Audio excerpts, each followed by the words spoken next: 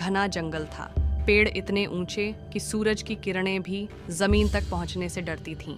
बीचों बीच एक पुराना खंडहर जिसके अंदर थी एक छुपी हुई सुरंग, और उस सुरंग के भीतर एक वीरान डंगोन एलियन, एक मासूम गांव का लड़का जिसने कभी किसी को चोट नहीं पहुंचाई थी, आज पहली बार उस डंगोन में कदम रख रहा था। उसके पास बस एक लकड़ी की तलवार थी और दिल में जिज्ञासा। डंगोनन ठंडा था, दीवारों पर अजीब लिपि में कुछ लिखा था और हर कोना जैसे सांस ले रहा हो। एलियन डरते हुए बढ़ता गया, जब तक कि वो एक विशाल हॉल तक नहीं पहुंचा।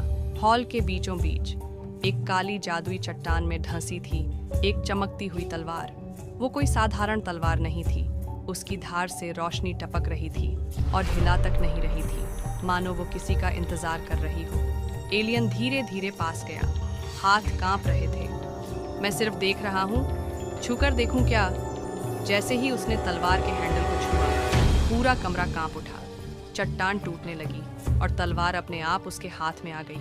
एक पल के लिए सब शांत हुआ, फिर हवा में जादू की चमक फैलने लगी, तलवार की धातु पिघलने लगी, आकार बदलने लगा और एलियन के सामने उस चमक के बीच से प्रकट हुई एक लड़की, ऊंची, खूबसूरत, सफ़ेद बाल, लाल आंखें, उसके पैरों के नीचे जादू की लकीरें नाच रही थीं। तुमने मुझे छुआ?